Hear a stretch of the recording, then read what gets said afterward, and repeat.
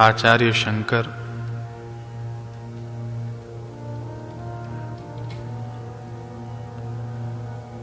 समस्त भारत में भ्रमण करते हुए सनातन धर्म की ध्वजा को लहराते गए। अनेक शिष्य बनते चले गए। 15 वर्ष की अल्प आयु में कुछ महीने बीतने के बाद आचार्य शंकर अब एकांत स्थानों में रहने लगे। यह घटना तब की है जब आचार्य कुमारिल भट्ट और मंडन मिश्र से मिले नहीं थे। उसके पूर्व की घटना है।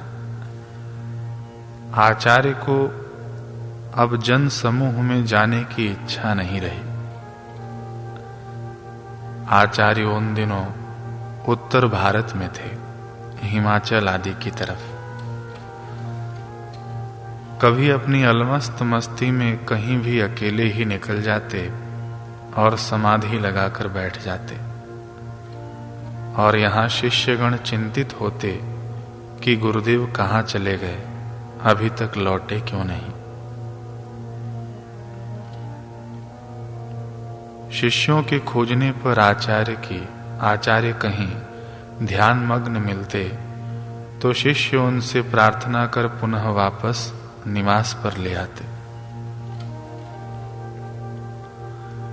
आचार्य शंकर का व्यवहार ऐसा हो गया था मानो उनको अपने शिष्यों से कोई सरोकार ही नहीं। भोजन आदि किया न किया, शिष्यों को पाठ पढ़ाया न पढ़ाया, उदासीन भाव से शंकर कहीं भी निकल जाते और अपने ब्रह्म चिंतन में निमग्न हो जाते। इस प्रकार आचार्य शंकर तुरिया अवस्था में स्थित थे और अब उन्होंने तुरियातीत अवस्था की तैयारी कर ली थी। वे सर्वथा निर्लिप्त, निष्क्रिय और असंग हो गए थे। उनकी इस उन्मनी अवस्था को देखकर शिष्यगण गंभीर चिंता में पड़ गए। शिष्यों ने आचार्य को तुरिया अवस्था से जीव भूमि पर उतार ले आने का निश्चय किया, क्योंकि शिष्यगण जानते हैं कि तुरियातीत अवस्था में एक बार आचार्य ने प्रवेश कर लिया तो फिर उन्हें वापस लाना मुश्किल हो जाएगा। शिष्यों ने युक्ति निकाली। आचार्य से इन्होंने प्रार्थना की कि गुरुदेव, हम लोगों का ज्ञान अभी अधकचरा है। आप अपने भाष्य आदि के अध्यापन से हम लोगों को परिपक्व बनाने की अनुकंपा करें। शिष्यों ने सचोट युक्ति से गुरुदेव को रिझाने का प्रयास किया। आचार्य, कई माह बीत गए, आपने किसी भी भाष्य पर हमें अध्ययन नहीं कराया।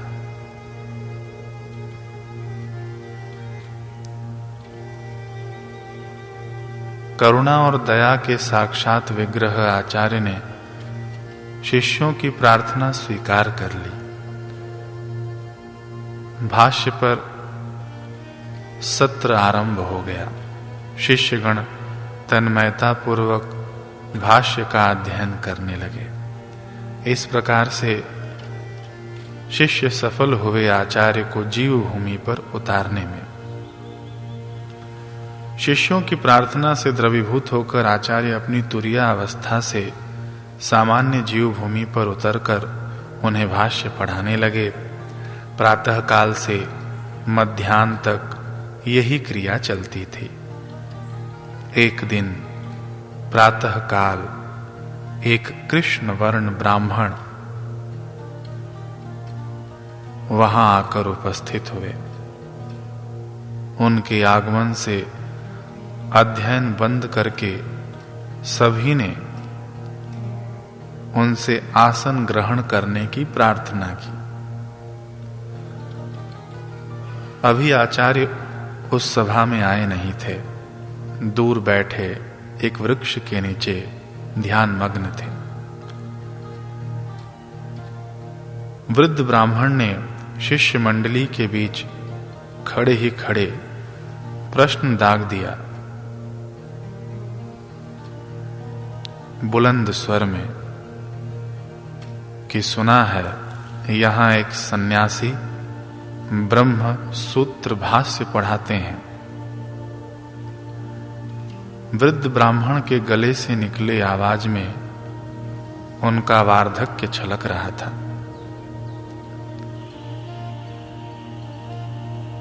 वे सन्यासी कहाँ हैं, क्या तुम लोग बता सकते हो? शिष्यों ने उत्तर किया कि समस्त शास्त्रों के ज्ञाता, उपनिषदों के मर्मज्ञ हमारे गुरुदेव पूज्यपाद शंकराचार्य यही हमें ब्रह्म सूत्र भाष्य पढ़ाते हैं। वे जो दिख रहे हैं वृक्ष के नीचे बैठे हुए, वे ही हमारे गुरुदेव हैं। वृद्ध ब्राह्मण तनी व्यंगात्मक हंसी हंसते हुए बोल पड़े कि वो बालक इतनी छोटी सी आयु में ब्रह्मसूत्र पढ़ा रहा है तुम लोगों को। मैंने तो यह समझा था कि कोई वयोवृद्ध सन्यासी होगा जिसने आजीवन तपश्चर्या और स्वाध्याय द्वारा अपने ज्ञान का मार्जन किया होगा, परंतु ये बालक क्या व्याख्या करता होगा। अभी तो स्वयं इसके अध्ययन की आयु है। मुझे तो लगता है यह मिथ्या उपदेशक है। शायद मैं गलत जगह पर आ गया हूं। इतना कहकर वृद्ध ब्राह्मण पीछे मुड़कर खांसते हुए लौटने लगे। अपने गुरुदेव शंकर के लिए अपमान तुल्य शब्दों को सुनकर शिष्यों को रहा नहीं गया। एक शिष्य ने कहा, महाराज, आपका ज्ञान शरीर के वार्धक्य की प्रतीक्षा करता होगा, परंतु हमारे गुरुदेव का ज्ञान नित्य नवीनता को सुस्पष्ट प्रकट करता है और प्रत्येक क्षण उसकी अनुभूति कराता है। आप गलत जगह नहीं आए हैं। आपका आगमन यथार्थ स्थान पर हुआ है। ब्राह्मण देव ने आश्चर्य प्रकट करते हुए कहा, अरे इस कलयुग में कौन ऐसा पुरुष है जो बादरायण व्यास के सूत्रों का रहस्य भली भांति जानता हो, और वो भी इतने अल्प आयु में। चलो कोई बात नहीं, मेरी भी आयु अधिक हो चली है और ब्रह्म सूत्र में उत्पन्न शंकाओं का अभी तक समाधान नहीं हो पाया है। अब शायद तुम लोगों द्वारा कथित यह बालक ही कर दे समाधान।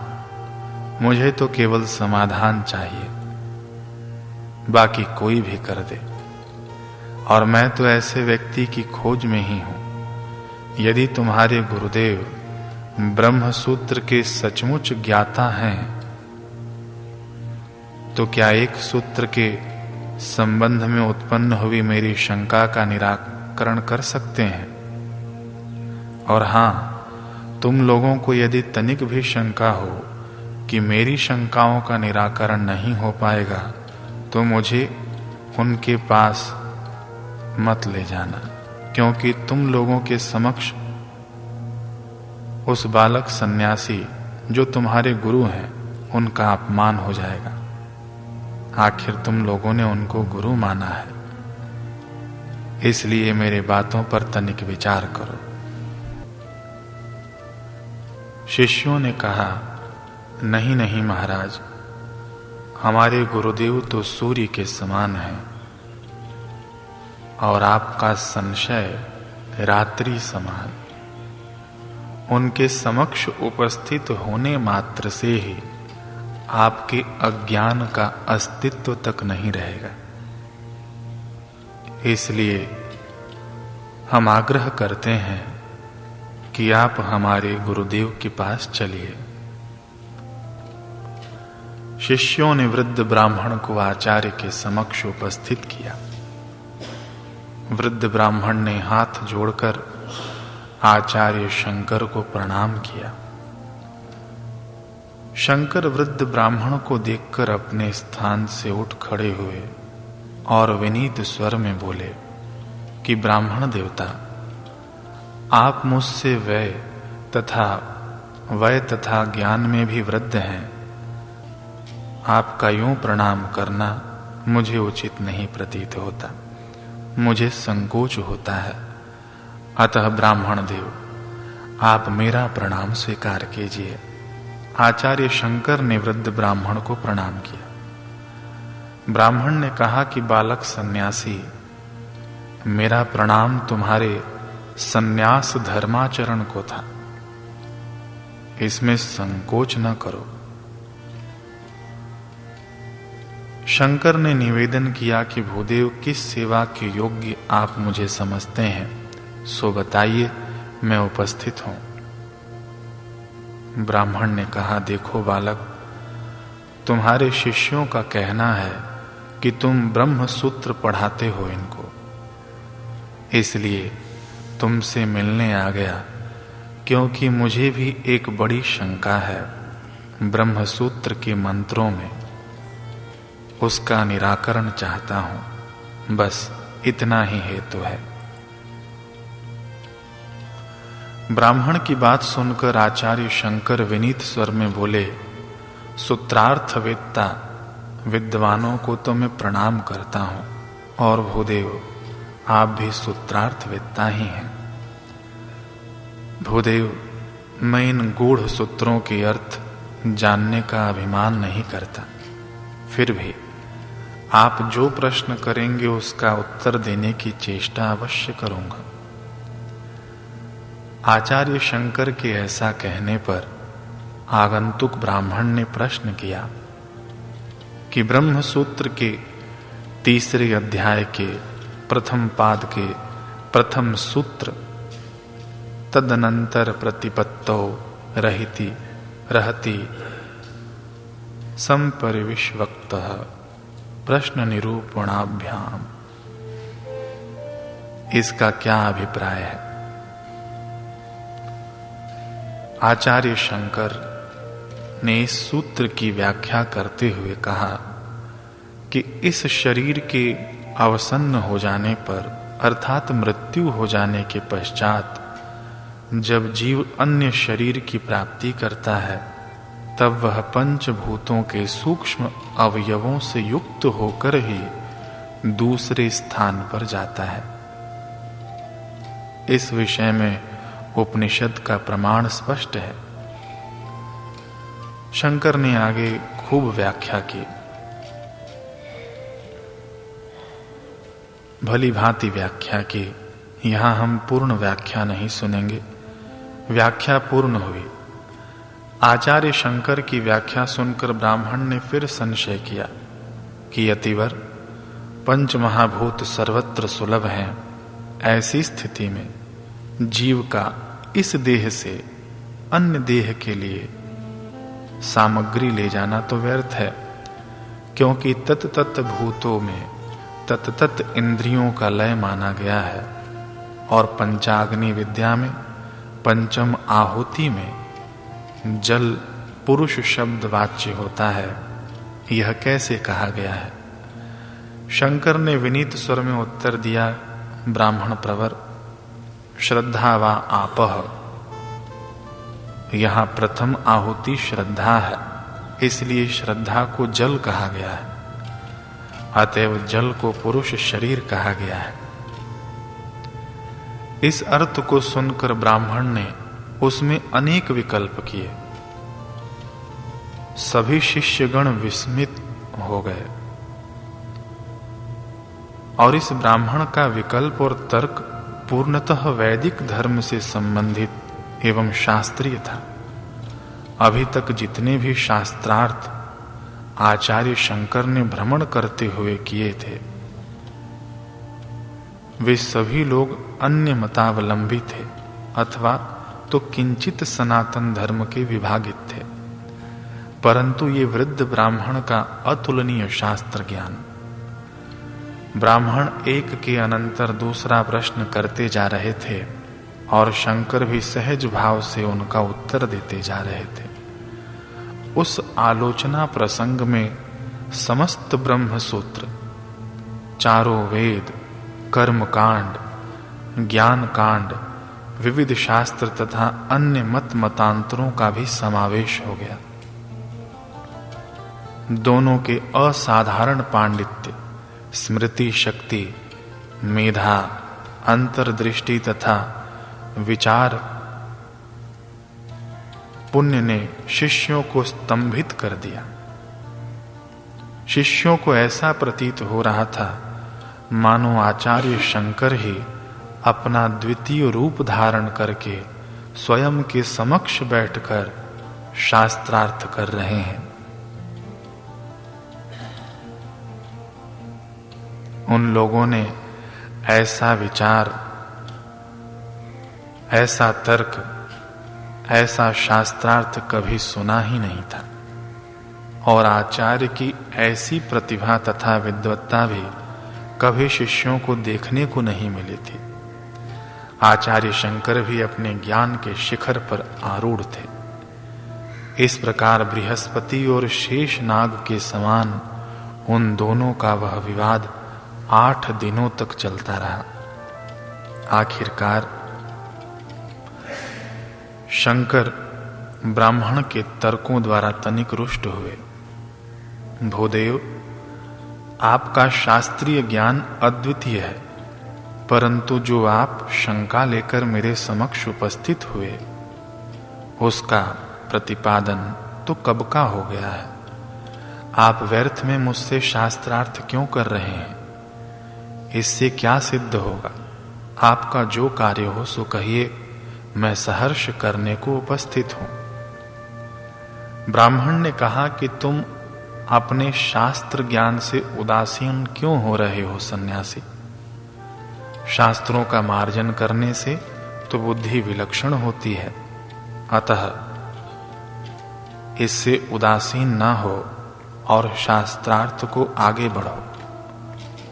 शंकर ने कहा, देखिए भूदेव, हम दोनों ही सनातन धर्मावलंबी हैं और शास्त्र जालम महाअरण्यम, इस शास्त्रार्थ का कभी अंत नहीं होगा। भूदेव, आपका ज्ञान अपूर्व है, जो किंचित ही किसी के पास अभी भारतवर्ष में होगा।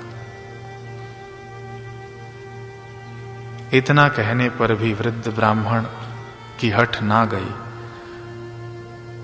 ब्राह्मण आग्रह करते ही रहे शास्त्रार्थ के लिए।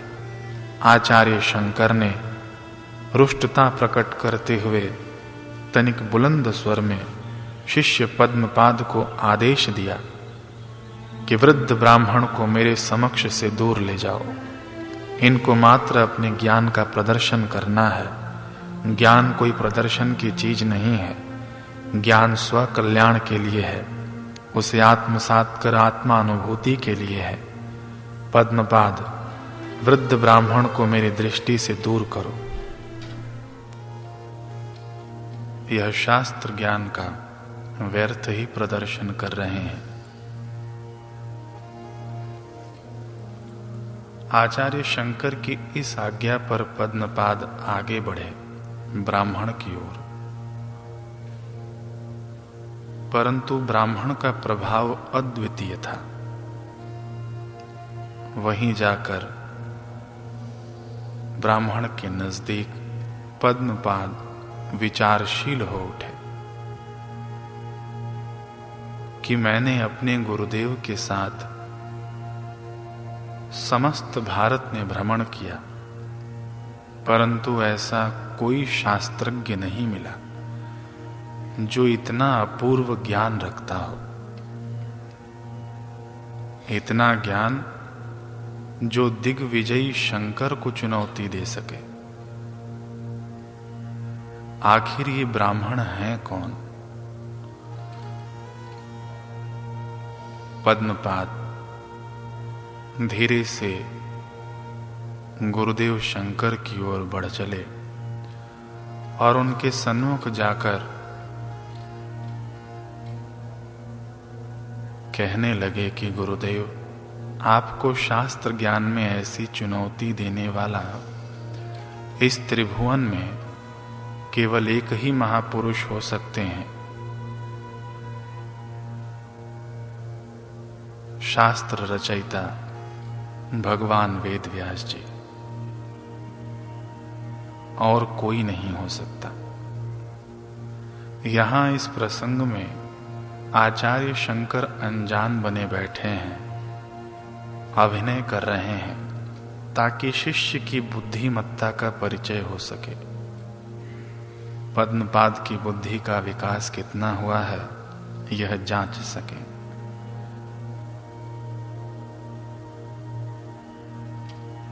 हे गुरुवर, यह ब्राह्मण तो वेदांत रहस्य से परिपूर्ण है, वेद व्यास जी के अलावा और कोई नहीं हो सकते,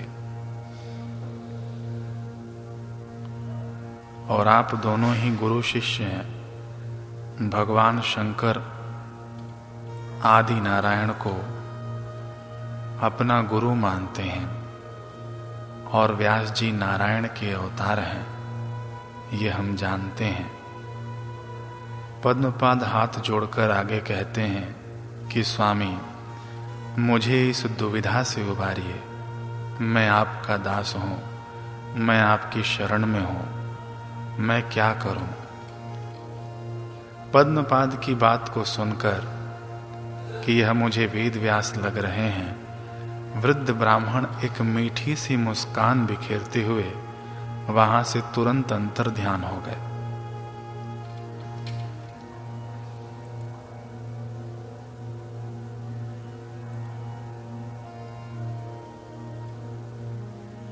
तदनंतर शंकर ने पद्मपाद की बुद्धिमत्ता पर अपनी प्रसन्नता व्यक्त की, परंतु दूसरे ही क्षण आचार्य भाव विभोर होकर बोले कि पद्मपाद,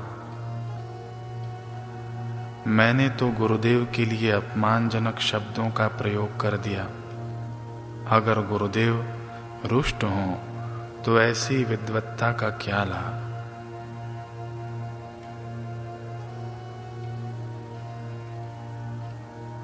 कैसी सुंदर सीखमय लीला चल रही है।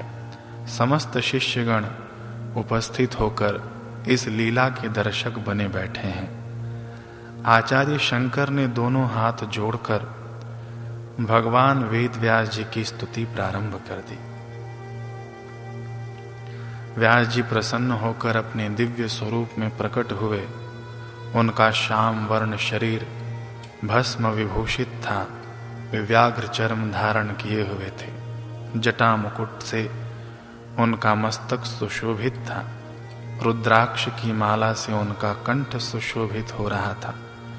इन सब उपकरणों से ऐसा लग रहा था कि वे भगवान शंकर के अर्धासन पर बैठने के अधिकारी हैं।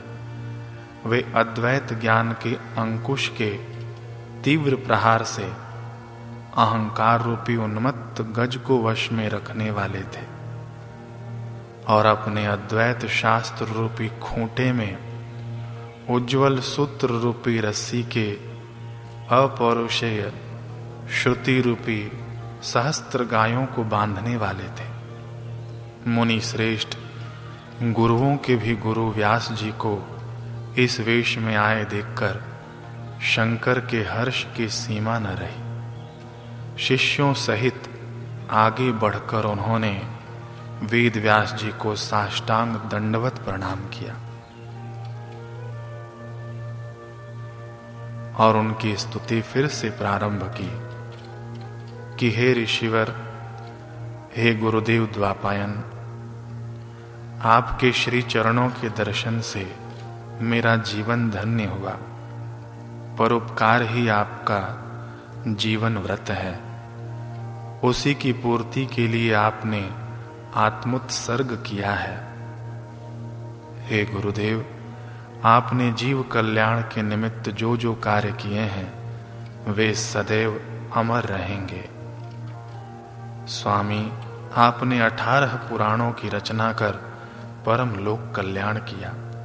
आपने मिश्रित वेद समुद्र को ऋक्, यजु, साम और अथर्व इन 4 समूहों में विभक्त किया तथा उनकी अनेक शाखाओं प्रतिशाखाओं का भी इसलिए भेद किया कि आगे आने वाली आर्य संतान प्रखर बुद्धि वाली नहीं होगी। गुरुदेव, आप त्रिकालदर्शी हैं। आपके लिए संसार में अज्ञात कुछ भी नहीं है और आपका ही प्रसाद तो हम बांट रहे हैं। गुरुदेव, आपने अपने क्षीर समुद्र रूपी शरीर से महाभारत रूपी चंद्रमा को प्रकाशित कर संसार का अशेष कल्याण किया है।